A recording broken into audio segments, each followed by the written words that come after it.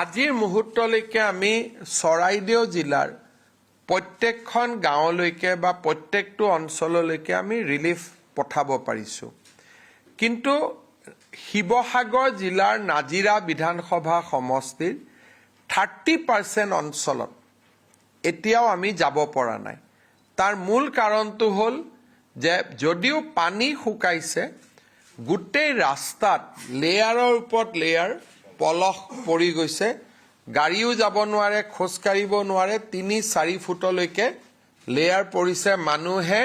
কোনো প্ৰকাৰে সেই গাঁওখিনিলৈকে যাব পৰা নাই আৰু তেওঁলোক এতিয়াও ভাৰ্চুৱেলি ডিসকানেক্টেড হৈ আছে যদিও নিজৰ গাঁৱত পানী কমিছে কিন্তু তেওঁলোকে গাঁৱৰ পৰা ওলাই আহিব পৰা নাই কাৰণ পথাৰে হওক ৰাস্তাই হওক সকলো জায়গাতে একেবাৰে বালি আৰু পলস পৰি ৰাস্তাবোৰ অৱৰুদ্ধ কৰি ৰাখিছে শিৱসাগৰ বিধানসভা সমষ্টিত আমি এতিয়াও 20% 20% মানুহৰ মাজলৈকে এতিয়াও আমি যাব পৰা নাই সো নাজিৰা আৰু শিৱসাগৰৰ নাজিৰা 30% এৰিয়া শিৱসাগৰত 20% এৰিয়া এতিয়াও প্ৰশাসনৰ যেটো আমি ক'ব পাৰো যে প্ৰশাসন উপস্থিত হ'ব লাগে এতিয়ালৈকে প্ৰশাসন উপস্থিত হ'ব পৰা নাই তাৰ পৰিৱৰ্তে মাহমৰা আমাৰ সোণাৰী আৰু ডিমৌ সমষ্টিৰ প্ৰায়বিলাক গাঁৱত আমি যাব পাৰিছো প্ৰায়বিলাক অঞ্চলত যাব পাৰিছো আৰু কৰবাত যদি যাবও পৰা নাই আজি গধূলিলৈকে আমি সেই গাঁওখিনিত গৈ উপস্থিত হ'ব পাৰিম পৰিস্থিতি জটিল হৈ আছে আমাৰ মন্ত্ৰী বিমল বৰা সুশান্ত বৰগোহাঁই তাতে আছে কেশৱ মহন্ত ডাঙৰীয়া বিধানসভাৰ অধিৱেশনত যোগ দিবৰ কাৰণে কালি আহিছিল যদিও আজি ৰাতিয়ে আকৌ শিৱসাগৰ আৰু সোণাৰীলৈকে বা শিৱসাগৰ বা চৰাইদেউলৈকে তেওঁ আজি আকৌ যাত্ৰা কৰিব শিৱসাগৰ আৰু চৰাইদেউত পৰ্যাপ্ত খাদ্য সামগ্ৰী নথকা বাবে তিনিচুকীয়া ডিব্ৰুগড় আৰু কামৰূপ মহানগৰ জিলাৰ পৰা ৰিলিফ মেটেৰিয়েল পঠাই থকা হৈছে আৰু আমি কন্টিনিউ কৰিম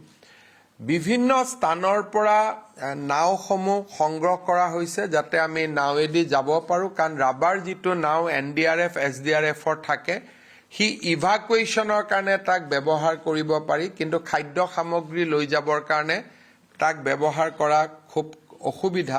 আৰু তাৰ কাৰণে আমি মাজুলী ধেমাজি লখিমপুৰ যত যেনেকুৱা টুলুঙা নাও বা আমি পাল নাও বুলি যিটো কওঁ আমাৰ কান্ট্ৰি বোট আমি কান্ট্ৰি বোট সংগ্ৰহ কৰি এই জিলাসমূহলৈকে পঠাইছো পানীৰ অসুবিধাৰ কাৰণে আমি খোৱা পানীৰ বটল বিস্কিটছ যত আমি যেনেকে পাৰো তেনেকে আমি সহায় পঠাবৰ বাবে চেষ্টা কৰিছো কিন্তু মই আগতে আপোনালোকক কৈছো যে অত্যন্ত দুখৰ কথা যে নাজিৰা আৰু আমাৰ শিৱসাগৰ সমষ্টিৰ আমি 30 আৰু 20% গাঁৱত এতিয়ালৈকে গৈ আমি উপস্থিত হ'ব পৰা নাই এয়াৰ ড্ৰপিং কৰাৰ চেষ্টা কৰা হৈছিল কিন্তু বস্তুবিলাক ফাটি যায়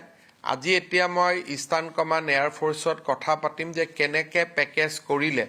আমি নফটাকৈ বস্তু তাত পঠাব পাৰো তাৰ বিষয়ে আমি আলোচনা কৰিম পিডব্লিউডিৰ লগত আমি কথা পাতিছো যে আজি পিডব্লিউডিৰ অফিচাৰ সকল যাব যে ৰাস্তাবিলাক আমি কেনেকে ফকলেন বা আন কেনেকুৱা ধৰণৰ ইকুইপমেণ্টেদি ৰাস্তাসমূহ আমি ক্লিয়াৰ কৰিব পাৰো আৰু ৰাস্তাসমূহ ক্লিয়াৰ কৰাৰ কাৰণে প্ৰয়োজন হলে আমি সামৰিক বাহিনীৰো সহায় লম আজি মই অলপ পিছত ইণ্ডিয়ান এয়াৰ ফোৰ্স আৰু ইণ্ডিয়ান আৰ্মিৰ ইষ্টাৰ্ণ কমাণ্ডৰ জিঅ'চি সকলৰ লগত মই কথা পাতিম